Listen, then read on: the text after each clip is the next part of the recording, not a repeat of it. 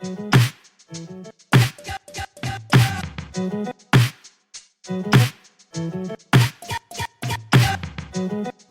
to American Girls, the podcast. This is the podcast where we're reliving the American Girls series book by book, except here on Patreon, where we're basically doing whatever we want that we feel like is in the world of this show. I'm Mary. I'm still Allison. Allison, thank you for being here this evening in your Molly pajamas, no less. I wish I had gotten this memo because I'm not wearing mine. You're still dressed for work, which is fine, but past, And I'm putting work in air quotes. I'm literally wearing a t-shirt with a cardigan that I'm telling myself makes it profesh. But thank you. Thank you for that. I don't know how you're doing or where you're at in your life right now, but this evening, I'm in a chaotic place. Like, my brand is chaos after reading the subject of today's episode, which is none other than Ms. Nancy Drew, The Mystery at Lilac Inn. Technically, it's book 4 by everyone's favorite author, which is basically like a lie. It's a lie. Carolyn Keene. Wow. Allison, how are you? Where are you at? Emotionally, spiritually, physically? Are you ready for this? I think the Lilac Inn is rather like an institution where one can check out anytime but never leaves. Hotel California times. Wow. I read this book 2 weeks ago. It changed me. I also don't remember any of it. And I don't say that to try to have some sort of like pose of like faux sloppy podcaster. As this book was happening to me, and I am phrasing that deliberately. That's right. Yeah. It was happening to me. I kept thinking, why don't I understand anything happening in this book? And so I Googled and everyone said, this book doesn't make any sense. So I felt validated. Actually, yes. Yes. I read this book again very late at night, which is what I've taken to doing for this show. And when I first started reading the book, I was like, I think it's because I'm tired. No. Like, I need to sleep on this. And then like tomorrow, it was a weekend. I was like, I'm going to read this during the day. It's going to make sense to me. Then I literally started drawing a map, which I may or may not share, but like, I'm literally like, I'm trying to like put down flags. Like, where are we? What's happening? I feel like I'm having a breakdown, like definitely not a breakthrough. I really went through it. But before we even get into this book, I have to say that I did feel somewhat nostalgic when you suggested Nancy Drew, because one of my first memories of you, of like our friendship when I came to your house, like where you were living when we were first friends, when I came in the door, you had at the time anyway, all the Nancy Drew, like you have a huge Nancy Drew collection. I do. And something I wanted to talk about before we actually get into it is I think people have different tactile experiences with Nancy Drew books. So I own a slew of Nancy Drew. I own original first editions, which come in a very specific kind of like embossed hardback. I also own reprints of those first editions, and we'll talk about why some of those exist and some of those were not reprinted as such. I own the ones with the kind of like hard yellow back. I own the paperbacks where they made Nancy like a cute teenager from the 1980s. Actually, I don't own the more recent reboots, but I own like a range of the kinds of Nancys, most of which, so I do have one of every kind in the type that feel like a Dear America, like a kind of like hard yellow, small compact book. Yeah, it's a lot. I should say I don't own a single Nancy Drew book. So that really took me aback when I saw your cache. I was actually very impressed. I should say that I've been watching what some might call an unhealthy amount of Antiques Roadshow these days, just before bed, just to like mellow myself out by watching elderly people pretend to be surprised when they're told like very ugly ceramics are worth like actually a large amount of money. But regardless, I was like, oh my God, what if Allison brought her Nancy Drew books on the roadshow? Like, first of all, I need to be the friend who comes with, who you're like motioning to off camera. Like when somebody's like at retail, at auction, I would estimate this collection between $7,000 and $8,000. Like that's when you point to me and you're like, we're going on vacation. Like you don't pretend to do the thing where you're like, well, of course I would never sell this. Like this is going to stay in our family. I mean, I impulse bought a daguerreotype the other week, so I'm not in a place to judge anyone's decisions.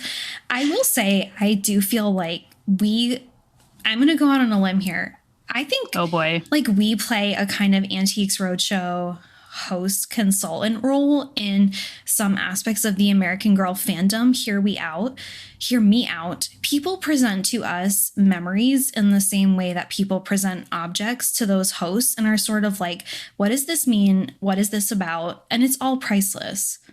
It's all priceless. On the UK one, they do this more than the American one, where they're like, listen, the UK one is like extremely out of pocket if you've never seen it, because as you can imagine, like they have a longer national tradition. So people are literally like rolling up to a great home where they shoot this. And they're like, yeah, anyway, this is the sword that General Cornwallis had at Yorktown when the British had to surrender, like really tragic day. Like we lost colonies, like RIP. It's this very old woman. And the guy's like, I don't know, it's like 7,000 pounds, like whatever. She's like, and she's like, honestly, the money doesn't matter at all. It's like, it's really all about the stories we can tell. Like that's how every single appraisal ends, where they're like, the money doesn't matter. It's just the beautiful stories we can tell. Whereas the Americans are like, no, seriously, how much is this worth right now? And I feel like our role is to be like, but honestly, like think about the stories you can tell. Well, beautiful. And to be fair, we do also put hard numbers on things when possible. I did tempt a 30-something-year-old woman today into buying a stuffed Bennett dog for her life. That's beautiful. And I said, they're retailing at $32 on eBay. That's a service I provide. I just like to do some fact checking. I still can't talk about the Sombrita situation. No. Like the market on that, astronomical. We're never going to get past that. We're never getting that, probably. I love my Nancy Drew books. I do also feel like there's something iconic about the yellow bound book version. There are different ones. I was a little surprised by the length of this book. I don't know why I remembered it being a bit shorter, because I thought I read them a bit faster than I did. We should know without further ado that we read a 1961 revised version of this book, because even by 1961 standards, the 1930 version was too racist to stay on the market. Yeah. Mm-hmm. Yeah. Sometimes you have to wonder, like we'll get into the publication history of this book, I'm sure. And, I'm really interested sometimes in like thinking about the biography of a book. Like how does one book change over time? Like, what are the additions? What are the revisions? How does the cover art change? And so on and so forth. And you can think about this with so many different books. Like if you look at the changing covers of The Great Gatsby, it's like really interesting to see how they change the story of that book just by changing the cover.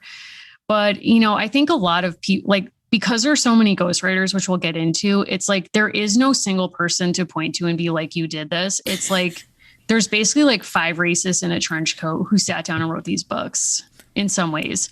Also, there's a lot of weird gender politics going on.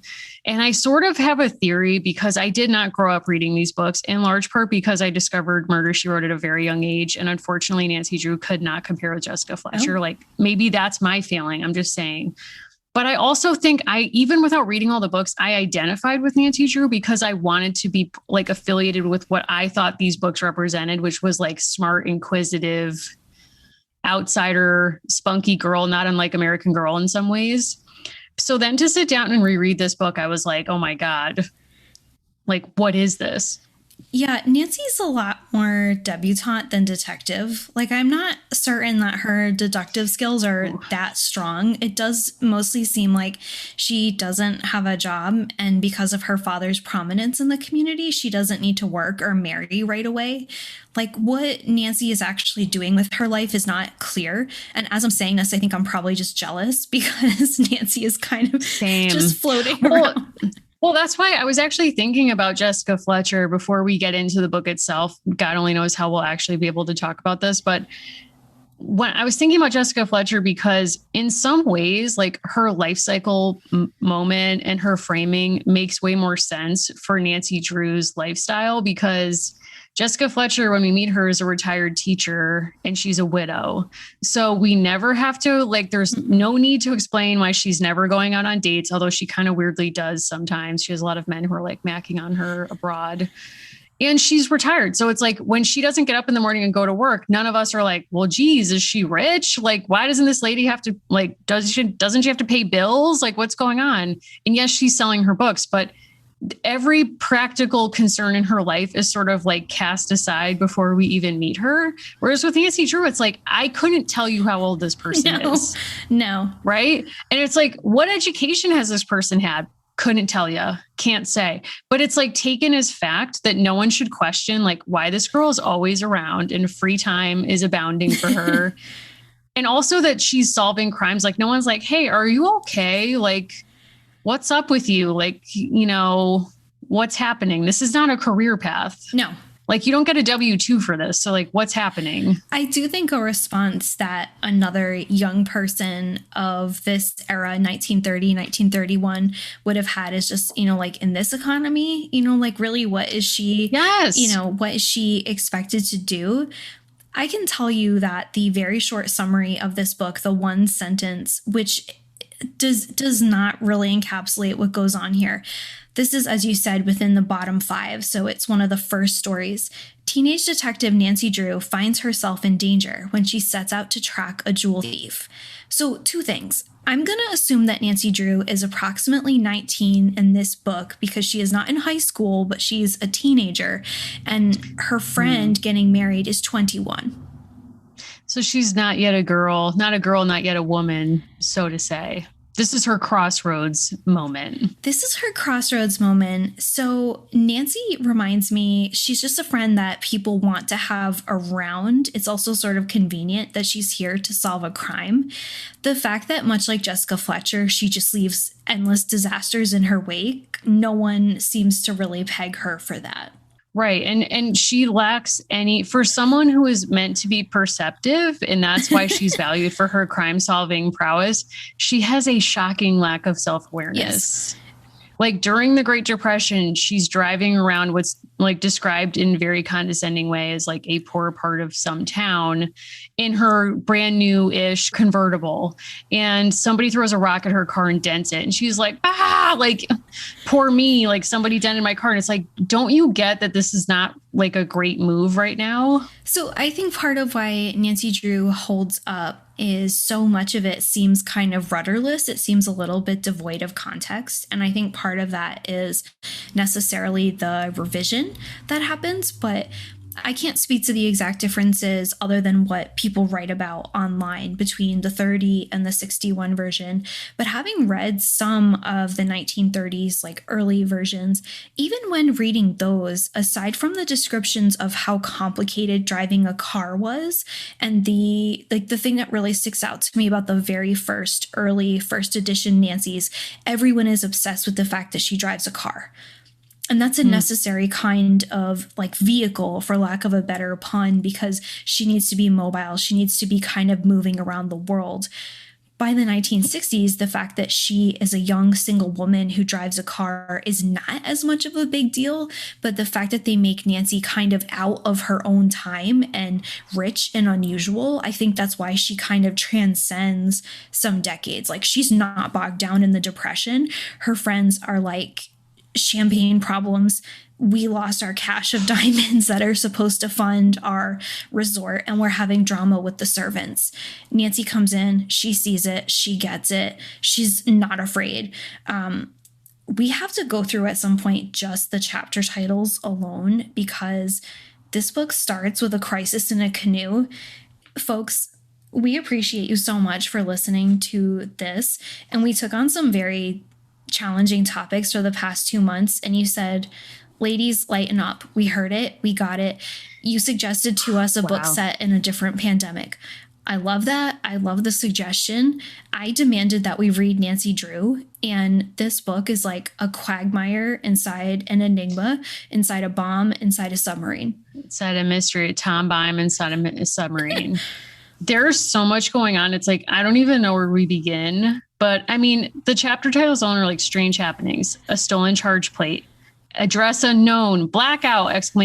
Uncanny recoveries, which said to me, Carolyn Keene, if we're not familiar, like, is she someone who trained with Freud? Like, did she undergo analysis? Yeah. Is that coming into the book? I mean, a diver in peril, a hoax revealed, the search, just simply in quotes, blue pipes, as if we're supposed to know what that's all about. A daring plan, the guard's mistake, earthquake scare, the underwater rescue. It's like, what aren't we going to take on in this book? Nothing. There's no way that a normal person would come through any of this and be like, I'm emotionally fine. I'm physically safe. Like, I'm in good health. Everything's cool. No, towards the end of the book, Nancy becomes a submarine prisoner. The penultimate chapter is called No Escape, and then Nancy receives a medal for her service to her country. Of course. Of course. If I may, a slightly extended summary, because I think it will help. We know that her friend Emily is the person who invites Nancy and another good friend. You know what? I'm going to say it. I'm going to go out. She's an acquaintance. They're not friends. I'm going to say it. Nancy and her acquaintance, Helen, I'm revising the record, are visiting Emily Willoughby at the Lilac Inn, which Emily now owns to help plan her wedding. Emily plans on selling inherited diamonds in order to fix up the Lilac Inn. Also, if you don't see how this is a metaphor for queerness, like, I don't know, but we'll come back. Nancy soon learns that someone has been impersonating her and making expensive purchases under her name. Soon after, Emily's diamonds are stolen. Can Nancy find the thieves and recover the missing diamonds? And you're thinking, are these plot lines connected?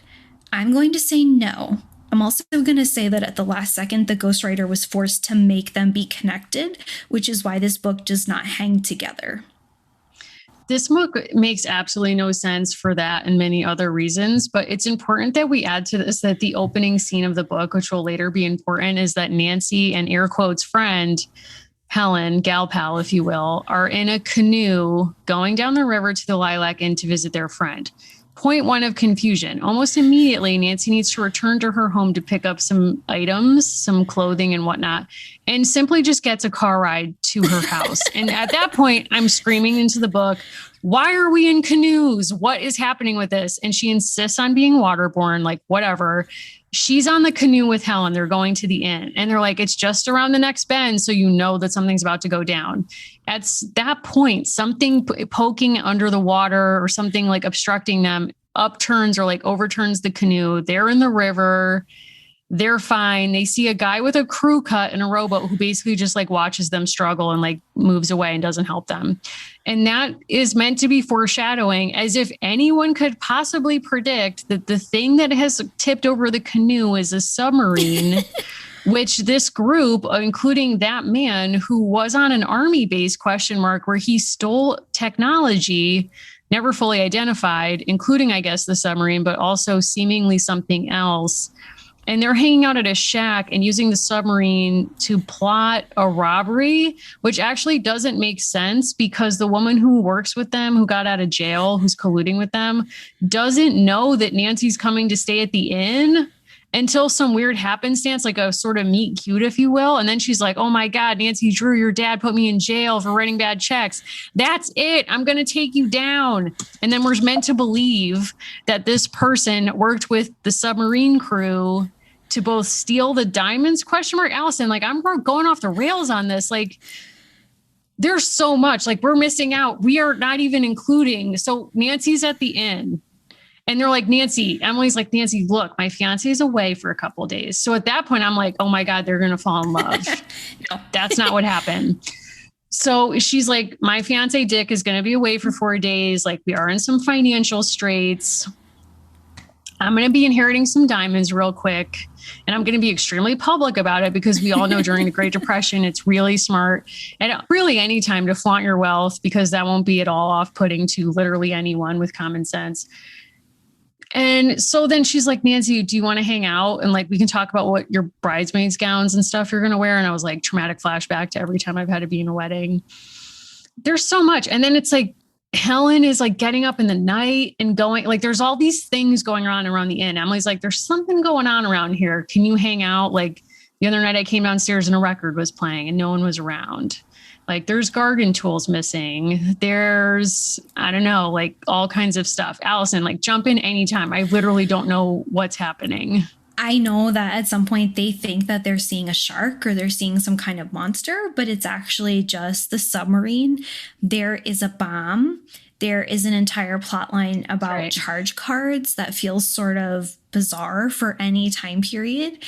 Something that I think is an underlying tension of this and other books is Nancy has this kind of local persona. Like everyone knows that she is the daughter of a very wealthy lawyer. She has this kind of prestige. Apparently she's 19-ish, according to this data. I am open to being wrong on that.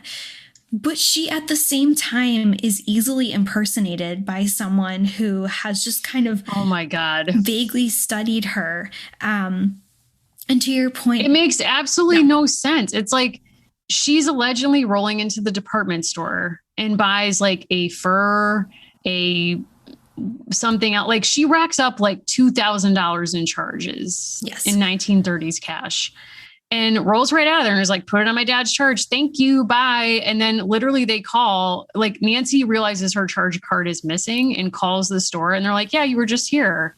And she goes, she's like, I'll be right there. No, there's a huge misunderstanding. And we're supposed to believe that when the real Nancy Drew arrives and the manager calls in the women who allegedly waited on her earlier that day, that they're all like, yep, this is exactly the person that I sold a fur coat to.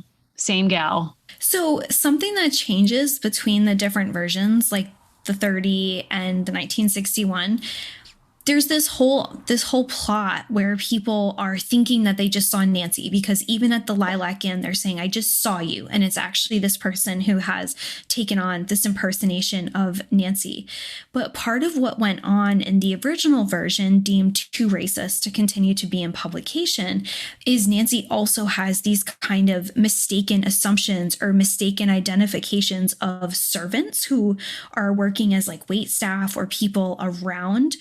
And in the first version, according to different sources online, there are different housekeepers that are brought in, and Nancy basically stereotypes them and makes all these kinds of assumptions. Oh my God. And there's also a whole plot line about sort of like what you can know about a person from appearances. And Nancy makes assumptions, and what we're taught as her detective work is actually her racial stereotyping and profiling. So Nancy really is sort of like a product of the eugenics policing of her time. I was just going to say, like, she's reflecting like actual police work in the era that did exactly that thing. Yeah. Like she's making deductions that are spot on with what people working for major departments or like early forensics divisions would have been doing. Basically, someone threw Nancy a phrenology book and she's like, I've got it. I'll solve it. She's like, hi, this is Karen Drew reporting for duty. This is not good. This is not good. And it is something that comes up in quite a few of the reviews and the ways that people talk about this, which is sort of, how do you think about the early books? Honestly, I think it's very hard to separate out knowing that there are these two very different versions, because I think a lot about this heavy revision doesn't hang together. And I don't want to feel that way about Nancy Drew, but I think by trying to eliminate these elements of her personality, that she makes these assumptions, that she has racialized thinking, which we all do, she kind of isn't coherent as a character. Yeah, I mean, she herself becomes a type. Yes. The more that they try to distance her from her stereotyping and racial profiling. And I think that's the piece that didn't hang. I mean, there's a lot that didn't hang together to me, like when I was genuinely confused about what was happening in this book. And I think knowing that there are those that there is that major revision, I guess, fills in some of those gaps, that you can see how difficult it would be to reconcile a plot that actually, I guess, hinges a lot on racist assumptions and profiling. Like, how do you actually take that out and still have, you know, if mysteries are about deductions and a lot of your deductive reasoning is based on racist assumptions, can you still have a plot that hinges on racist deductions function? And I think the answer is no. But it does make more sense, I guess, that's how we've arrived at what you and I just read. I do think too, like back to your point about how people are so certain that they just saw Nancy, right? They're so certain that they just saw her. It does kind of make for an interesting entry point into bigger conversations about passing and race and racism. This idea that there have been people historically who literally lived in multiple communities as different people, and the way that before biometrics became such a part of how we had to identify ourselves and like all the forms of identification we were supposed to have. Part of what makes 1930s, I think at her core, Nancy so indignant about people being confused is Nancy definitely has a don't you know who I am vibe. because Big time. like just being Carson Drew's daughter, she knows that typically she just shows up places and people are aware. And I think part of like what makes some of these plot lines weird is basically other service people are like, I don't know, I think I sold you a fur coat. Like, really, what do they care? It's not their problem. I mean, yeah. I mean, it's sort of amazing because you can see how the service people, like she keeps bugging the poor like cook, where this lady is like literally described as lifting a heavy object in the basement, like to go back up to the kitchen. And Nancy has to like run down there and be like, but wait a second, did you see this person or that person? Like, were you sure? And it was a person they barely knew. Like, I think like somebody hired as a maid temporarily. And the woman's like, I really don't know. Like, I guess. And she's like, like, think about it. But at the same time, when Nancy Drew is passing through spaces with service people and with others, she's often not sure of their identities either. So they're like, there is this like class thing going on. I think there's so many kinds of passing in this moment when the book was first written. Like, obviously there's racial passing that's been written about in a lot of books. And we'll probably talk about one of them, at least, that we know and really think highly of. But there's also, I'm remembering a Jack London short story. Again, not sure why this is coming to mind right now, but Jack London obviously like hugely, like a lot of issues as well with really racist takes in his literature. But he writes a book in which he presents a character passing along class lines. So he's like a upper class person who then goes to the air quotes poor side of town and is like the head of a union, labor union, like taking part in a protest on the street. But at least like to Jack London and perhaps air quotes Carolyn Keene, like these many kinds of passing are not so, I guess, foreign as they would be to us today, I guess, because like we have so many technologies now that detect your face. Those algorithms themselves are hugely racist because they're made by human beings who are racist. But nonetheless, like I think we're supposed to believe it's way less credible that someone like Nancy Drew would not be recognizable in this like relatively small community. Again, I have no idea how big this town is, how many people live there, where we are. Like, what part of the country are we in, Allison? Did you get a vibe? So, I mean, I think part of this too is I never realized how much Nancy is a character that you can project almost anything you want onto. Like, True. Where she is, other than these kind of vague descriptions that she's this like gorgeous platinum blonde, she kind of moves through the world, like does her crime solving. To your point about passing too, like I always remember what another historian told me, which was that remember that for a lot of people, passing also literally meant the death of one part of themselves. And I think The Vanishing Half by Britt Bennett does a beautiful job of this, of like a part of you dies if you fully move to be part of a different community as someone else. And on a much like the stakes are much lower, but part of what goes on in this book is Nancy believes that she is herself, right? Like she knows who she is, and people are saying, no, I met this other Nancy, this kind of like weird ghostly double who's coexisting in the world. And I think maybe I remembered Nancy being, I don't think smarter is the right word, but more of a reflective and interesting person.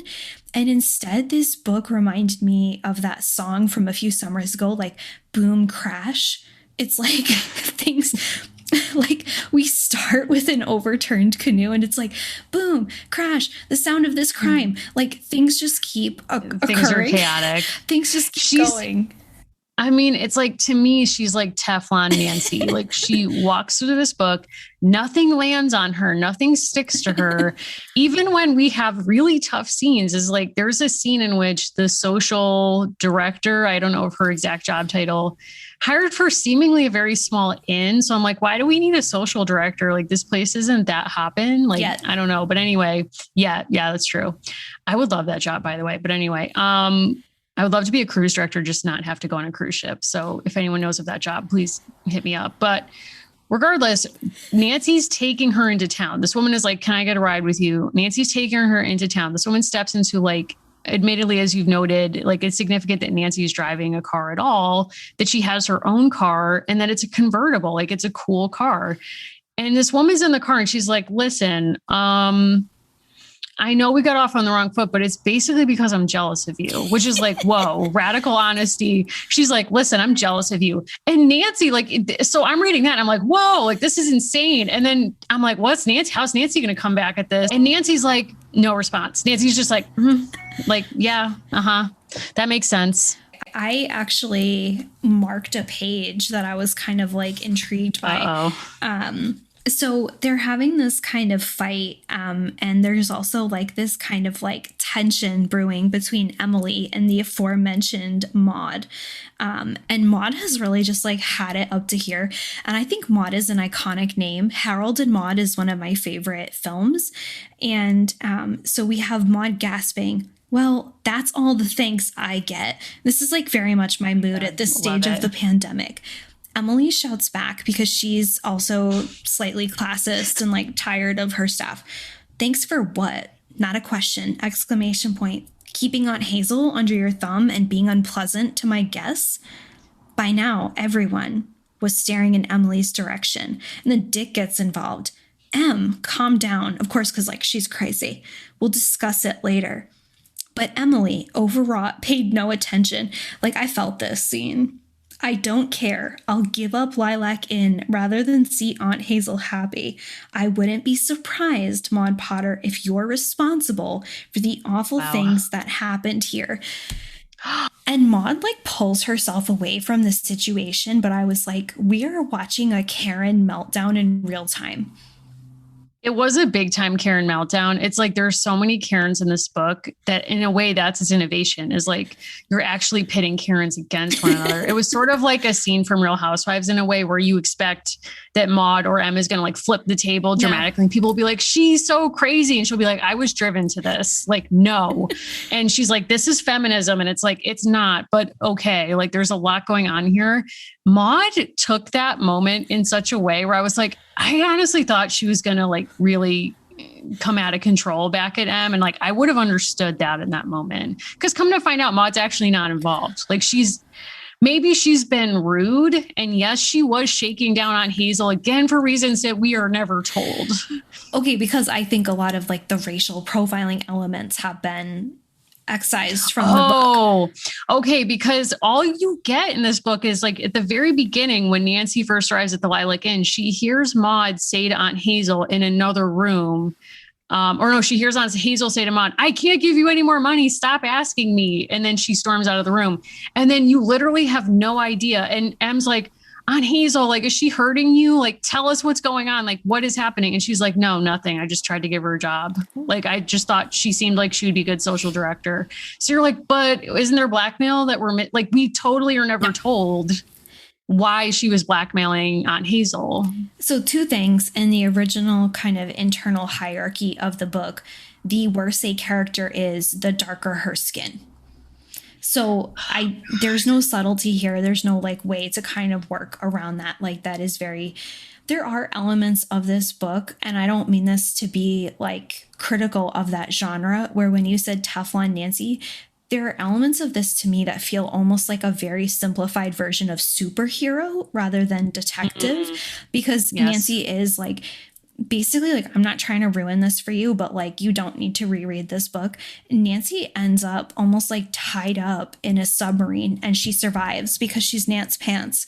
And it's on fire. We should add that. Like, she's tied up, it's sinking, and it's on fire. Yeah. And her internal monologue is like, I don't know how I'm going to get it. Her internal monologue is, I was scared, but I said to myself, you must be calm, Nancy. And I'm like, literally no human being on earth has that mindset in that moment. Like, literally no one is like, okay, but just be calm. And like, you will figure this out. Yes, you're tied up and your feet are tied up too. And the boat's going down with you in it, and it's on fire, and you never told anyone where you were going. So it's probably curtains for you, Nancy Drew. And she's just like, I don't know, though. I've read the first 3 books in this series, so I feel like I'm going to make it out of here. I'm going to say this about the submarine. because I found the ending very curious and I wanted to understand it better.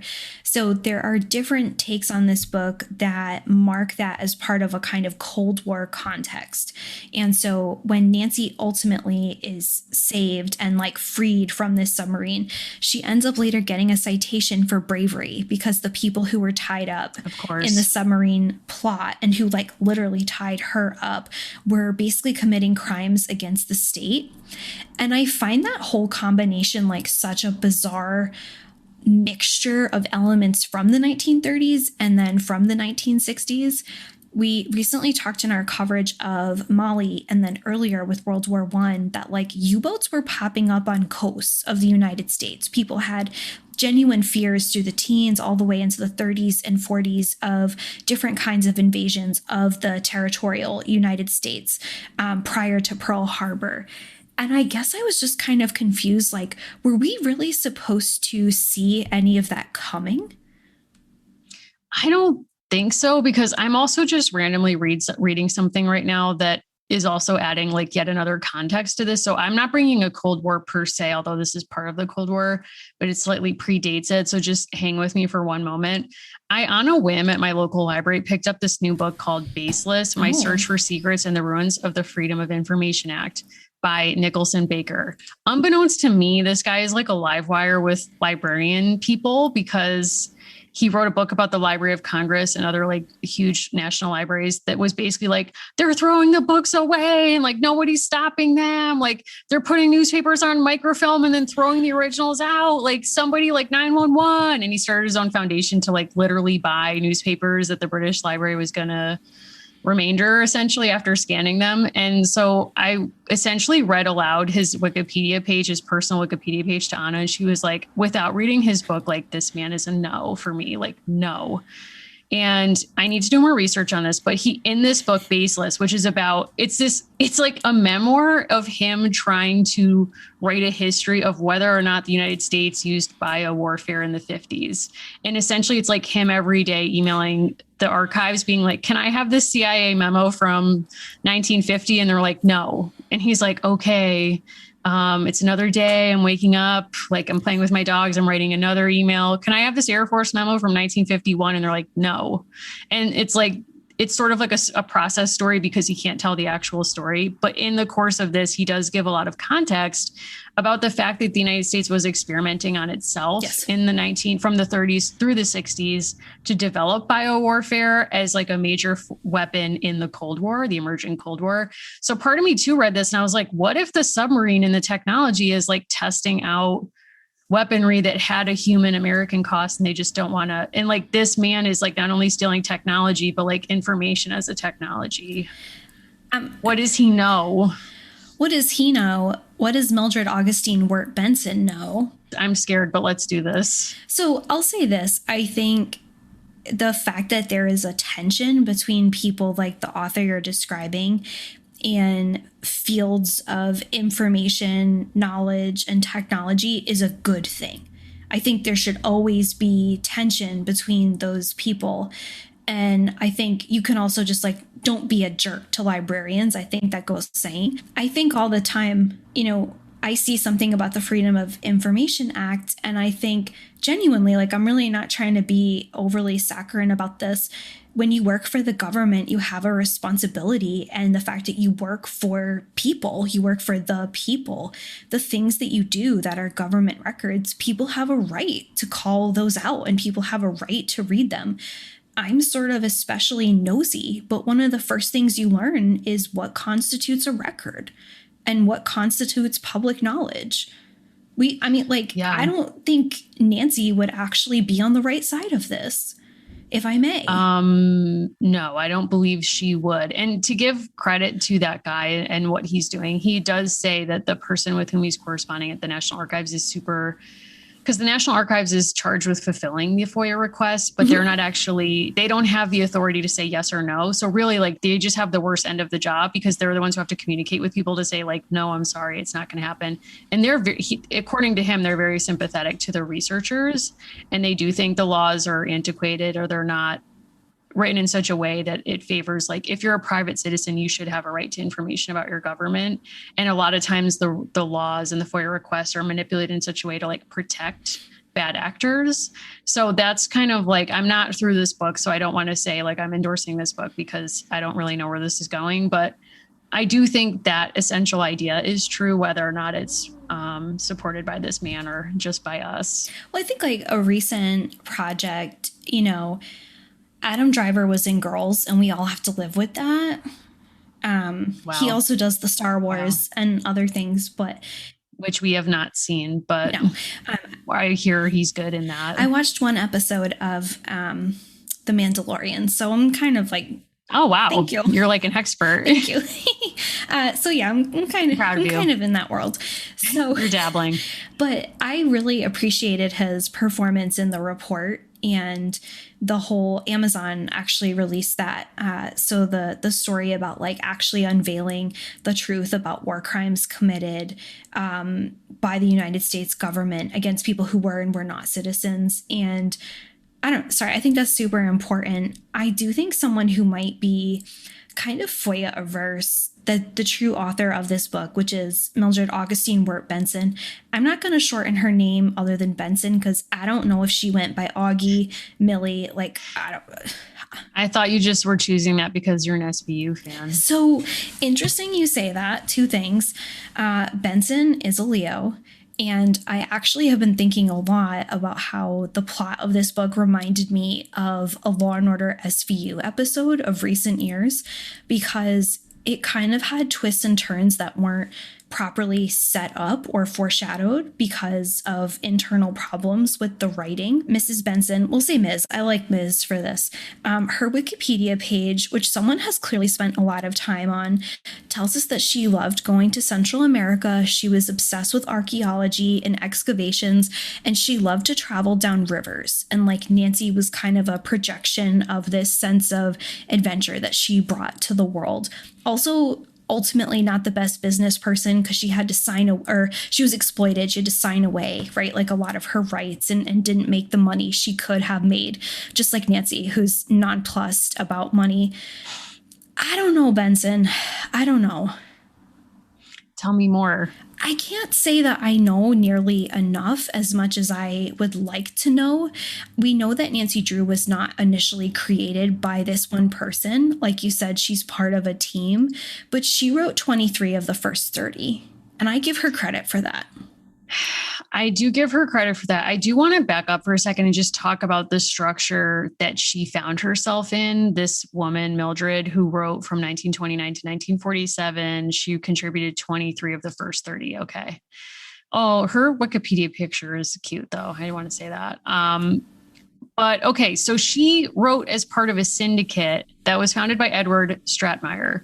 This man originated the following series: Nancy Drew, the Hardy Boys, the Tom Swift series, the Bobbsey Twins, the Rover Boys, and some others. So basically he's pioneering, not only because he was like on a serious grind, but he hired all these people he figured out like, oh, if I just like come up with a concept and I kind of flesh some stuff out, I pass it off to someone who will cheaply do this. And he was kicking them like $125, period. That's it. Yeah. Which admittedly is more money in those days, but still, can you imagine somebody saying to you, will you write an entire book for $125? No, but like if in that time though, for real, like the way that things were still often serialized. And if you look at this really as like a portion of a larger serialized story, you can see why they all thought this was okay. Yeah. And I mean, it's part of like a larger turn in publishing at this period, which is like people were doing this. This isn't unique to this guy. He just happened to have many successful series that he administered. And in his will, he returned a portion of the royalties the authors would have earned if he hadn't stripped them of their rights to them. So I would actually love to know how much Millie inherited from this man when he died. But still, it's like too little, too late, sir. And if you thought this business model was fine, then why did you feel so guilty and leave people money in your will? Many questions. But if anyone thinks that this model is over, like if you've read a Babysitter's Club book or a Sweet Valley High book, then that's all we'll say about that. Mary, it's too hot to handle. I mean, I mean, I'm not going into it, but I'm just saying, like, listen, there's a lot going on. Like, there's a lot of series where people like have a great idea and then they're like, I need to, farm this labor out because I have other stuff that I'm doing.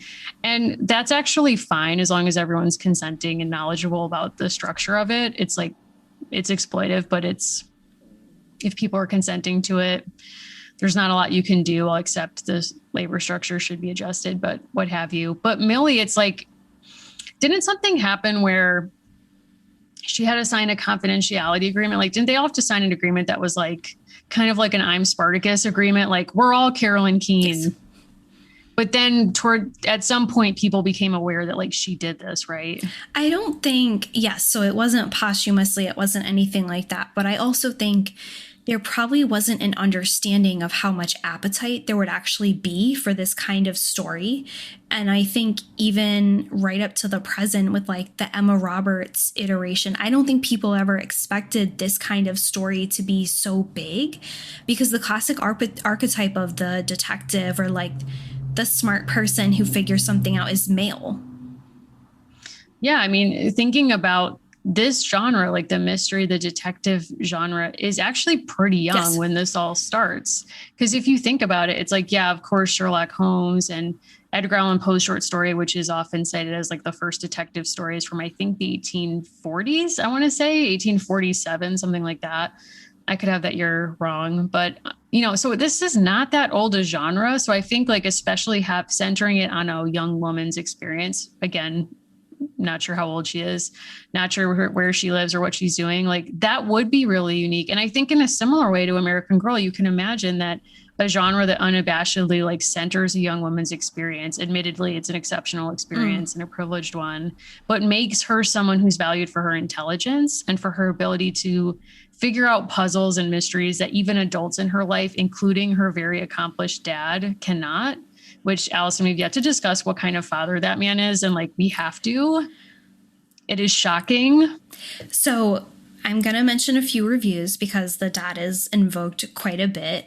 Okay, thank you. I kind of had a Felicity-esque crisis with this because I don't feel like the people around Nancy actually really value or like are really that appreciative of the way she is until she pulls out the solution and lives and saves the $50,000 worth of diamonds.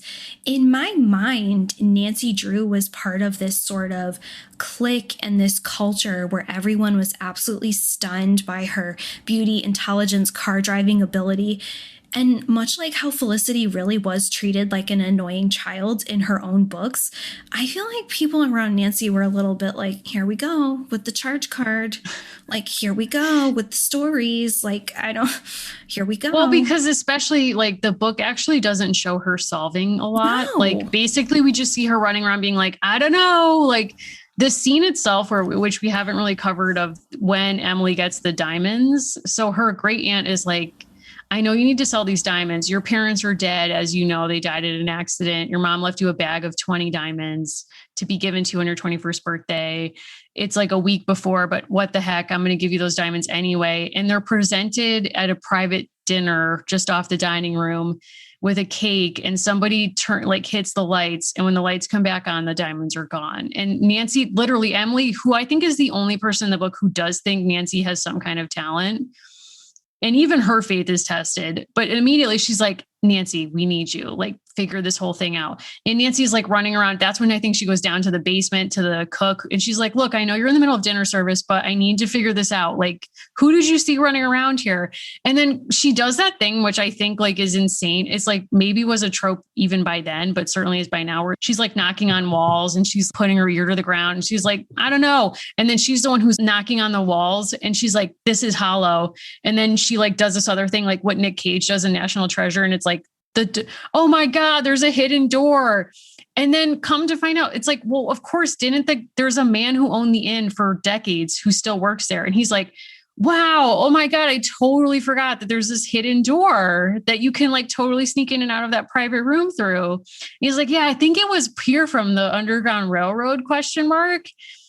which itself, you're like, oh my God. It gave me flashbacks actually to Joey McIntyre's episode of Cribs, where he does the same thing to his house outside of Boston. He's like, yeah, anyway, here's a closet, and think it was used in the Underground Railroad. And it's like, sir, we're having to see you in like an undershirt, like showing us your weird design aesthetic. Like, please do not talk to me about this right now. Like, no, I'm not going here with you. That's why, like, the real mystery is eugenics and classism, not like there's a whole contrived plot line about like other words that are used, the blue pipes, like other ways to describe lilacs. And Nancy does do some deduction around that.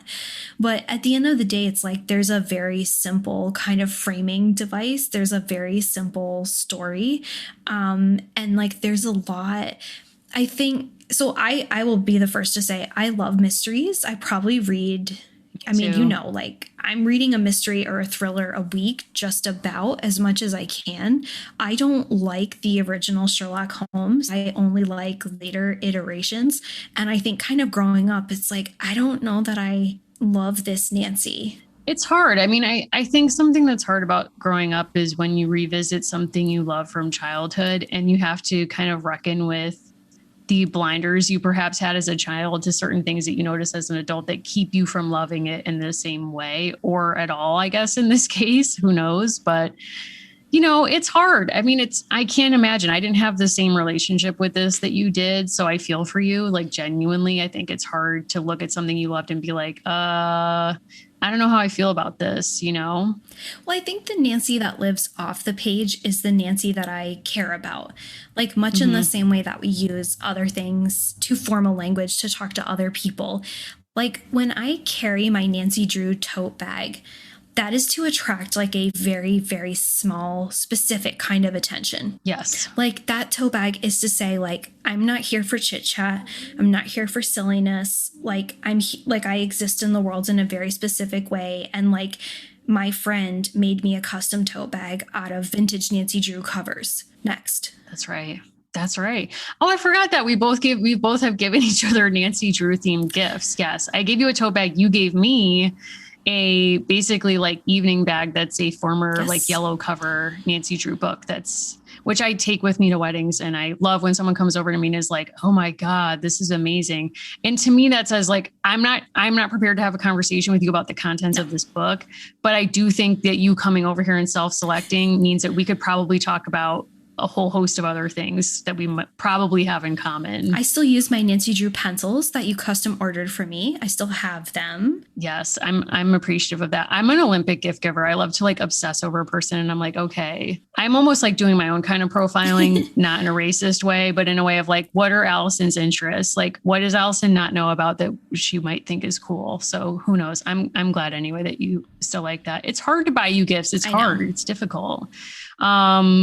But something that I do think is a true mystery and is the real mystery that I enjoyed in this book, and I don't want to leave Nancy Drew before we discuss this, is the mystery about Nancy that nobody can solve. And that's that Nancy is not straight. No. I felt bad for that man, John, in this book, who clearly keeps trying to hit on her. Even as he's like, hey, girl, want to go skin diving and look for the submarine? Like, hey, girl, want to like, she's like, not with you. She's like, Helen, want to go for a dip? And Helen's like, I am not certain. Like the from nowhere drop in of, oh, Nancy, it was in the news. Didn't I just see you in the newspaper that you just got certified in skin diving? And it's like, I'm sorry, what? Like even SVU has like better drop-ins than that of like major plot points. But John's like, hey, want to go skin diving? Hey, want to go walking in the apple orchard? He's like out at night, like running into her when she's being also like encountered by the person who's impersonating her, I guess. And he just never figures it out. It's sad. It's like hard to watch a mystery book end with the mystery not solved, but. Well, they're putting it right out there for us. There's so many lines that are kind of dripping with irony. Like we learn about all these hobbies she's taken on, right? Like she's constantly shopping. Ooh. She loves the skin diving. She loves all these other things. And then when she's asked about dating, she says she doesn't have time to date men. And it's like, right. Well, this is how the book ends. So everything is solved, yada, yada, yada. They're talking about Emily's wedding. Later, as Nancy, Helen, and Emily were talking, the two older girls suddenly stopped speaking on the subject of their forthcoming weddings. Helen said, Goodness, Nancy, you must be tired of hearing us talk about steady partners when Nancy interrupted. Laughing gaily, she said, quote, not at all. For the present, my steady partner is going to be Mystery. End of book. But it's not. Is that her name? Okay. But I mean, I don't think you have to try hard to do a queer reading of this text and to say, like, it's right out there. Like, she's having a weekend with women at the Lilac Inn. Yes, I think it's like there's the queerness in terms of her desire and her attraction, but I also think in her gender performance, you can also read queerness too, that she wants, like, she is choosing to really occupy water as a space that you might argue, if this was like an English class essay, is like between like her home life and sort of like the expected domesticity of adulthood that the Lilac Inn in some ways represents, with all of these engaged couples running around. And instead she's like, I'll be going diving. Like, her self-presentation is always to seek out like a different option that rejects like any and all binaries. So that part's interesting. I mean, is it interesting enough for me to continue to pursue this? I don't know, but it does make me want to look up and see if anyone's written about this. So I'll post it if I find anything cool. I mean, you know, the scholars that I turn to first, which is people who use Goodreads. Here we go. Their own diary. So I'm scared. I put these in order for you. I curated this. Diana. Thank you. 5 stars. This was the Nancy Drew book that got me hooked on the series when I was 10. I remember being sick with the flu and home from school. I picked that one as a 5-star because you like people reading while sick. Next. I do. Bren, 4 stars. I cannot possibly review every Nancy Drew book I've ever read. Just have to comment on this one because it's my all-time favorite. So much fun. Okay. Jackson, 3 stars. Another so-so in a series I loved as a girl. Here's the problem. Too much happening all at once. I hate using caps, by the way. They use quite a few caps. This is a breathless read. It's like screaming. And then this review is quite long, but again, this is a curated list. And her dad, prominent lawyer Carson Drew. What's he got to say about all this? That he's, quote, concerned for her. Well, if he were my dad, I'd have been locked in the house with a 24-hour guard. No kidding. Brittany. What? 2 stars. I truly like the synchronicity. I'm just saying, if I were Carson Drew, Nancy would never leave her room. She'd be locked in there for life. I don't know what that's about. Roxy, 1 star. I'd been curious about the original book and happened to come across a copy online. Of course I read it. I knew the original edition was rewritten due to racism. Nancy is blatantly racist. These books need a re-edit. Even outside of the racism, the book is boring. Nancy runs a random errand and luckily finds a clue. Also, the culprit is always revealed because the great lengths they go to introduce her in the novel. And her ugly attitude off the bat. Of course, Nancy's attitude is worse. Racists don't get a pass. Wow. I have to agree with Roxy that errands. We have to stand. Errands and racism. That's the subtitle.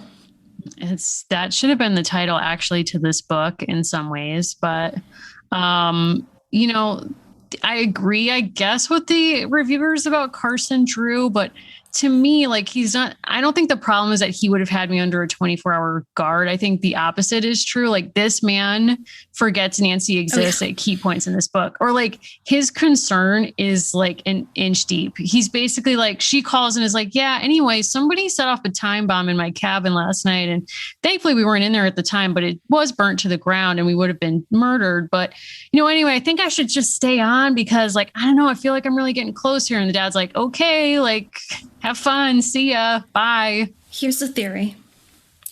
Perhaps an explanation, perhaps both. Oh boy. The nursery where Nellie O'Malley and her sisters were being detained. Oh my God. Orphanage, however we want, where they were being detained prior to their removal by Guard and Cornelia. There's a little blonde baby there.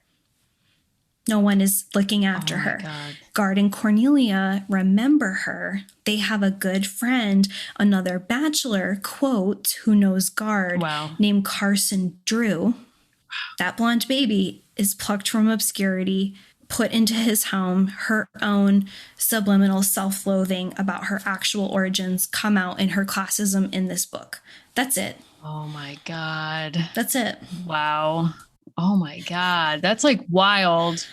And do you think she shows up at Samantha's wedding? She's like, yeah, anyway, I'm here to solve a crime. I'll solve any crime before reception time. And Samantha's like, no, that's not why you're here. No. No. And she's like, no, no, no, don't worry about it. It's all good. They fought too much at Smith. It didn't go anywhere because Nancy was like, I thought you were going to be my friend. And Samantha's like, yeah, I don't get what the problem is. And she was like, you don't get it.